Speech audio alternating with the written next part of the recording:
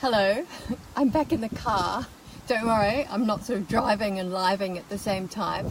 I'm stopped. I'm actually at Bundaberg Airport waiting to pick up a friend who's coming to have a look at a horse to see if they get on, see if they like each other and all that sort of thing.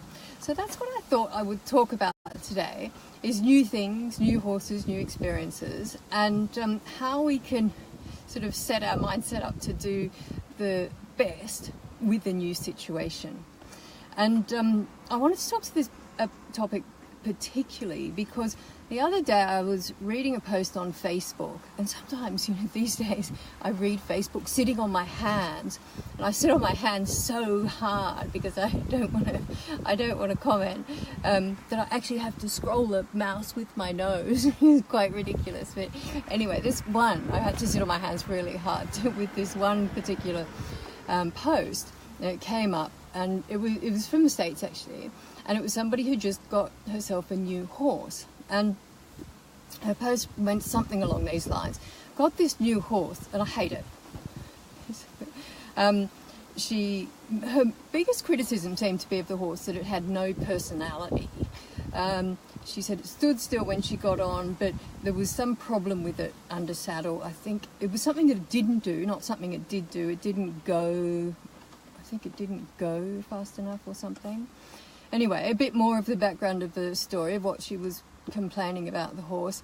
The horse was an old rodeo horse, so like a pickup horse. So, I would imagine quite quiet. We'll talk about rodeo some other time. I don't want to go there.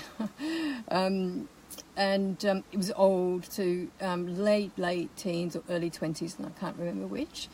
It came with a Tom Thumb bit, which she got rid of, and I would have too. She sadly replaced it with a big shank bit, which it may never have had in its mouth before, and it was wearing a heavy western saddle, which, can't fit a saddle from a post on Facebook, but didn't look great to me. But anyway, that's probably beside the point. The whole fact was, she was asking for advice. She doesn't know what to do, because now she's got a horse that she paid $2,000 for and she hates it. And I thought, oh gosh, wow, that's really, really sad, isn't it? Really, really sad. So there was one good, there was a lot of good responses by now because it's been up there for a long time, but there was an Australian called Leanne who responded with some beautiful things. I mean, some really, really good suggestions about going out and spending time with the horse, because it had only just got to her and had travelled across the country to get there. So this poor creature, this elderly horse, has been on a truck for God knows how long, has arrived, and she gets straight on it and decides she doesn't like it. It's a little bit unfair.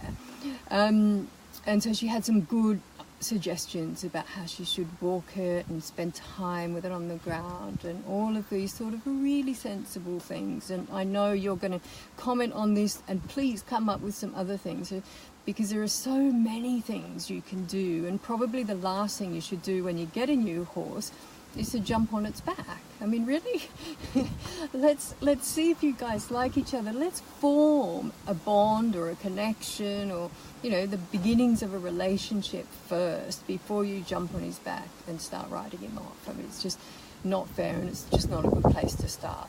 And so, with having this person come and see a horse, I have her here for a few days, which is lovely because it gives us a chance to spend the first day on the ground. Do you guys like each other?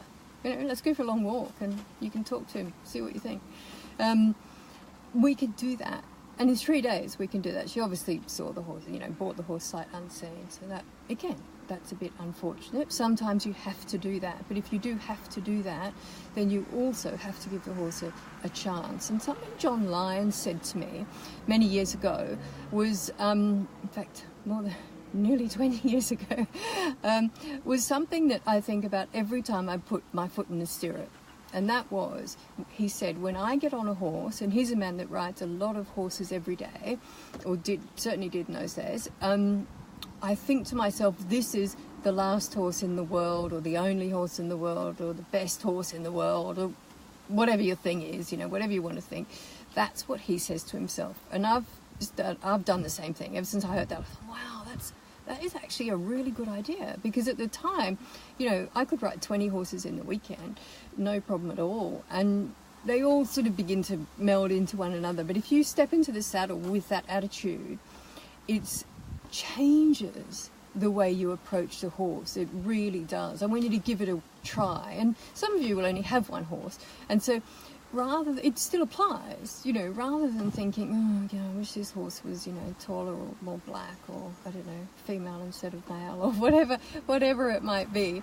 Try thinking that, you know, this is my favourite horse, or this is the best horse in the world, and see how that changes your attitude to the horse. Because what it does for me is it makes me start to work with the horse, and that is really what makes the difference. And by changing our attitude, the whole situation changes. It changes everything. The way we go into any situation with either a positive or negative attitude changes the entire situation, always changes the outcome. Seth Godin tells a wonderful story in his book about a woman who's at some American airport and she wants a ticket to LA. So she marches up to the counter and she says, "Oh, one first class ticket to LA, please." The woman behind the counter says, "Oh, I'm sorry, there's no first class on this plane because it's a really small plane and there's no room for first class, so we don't have any first class." The woman goes, "Oh my God, I can't go on that. You know, I'm agoraphobic and claustrophobic and non-first class phobic, and I can't possibly do that." The woman behind the counter goes, "Oh, no, that's not what I meant. What I meant was the whole plane is first class." And she goes, "Oh, okay, good, that's fine. There's my credit card." And of course, the plane was just the same as any other plane. It's a small plane with one class. And the woman had a perfectly happy flight. So that is how it works. And that's, if you change your attitude, especially to new things, and go in with a good, positive attitude and give your horse time, the outcome will be so much better. And I'm going to see you tomorrow, probably not from the airport, let's hope. And we're going to do Tuesday training. So bye for now.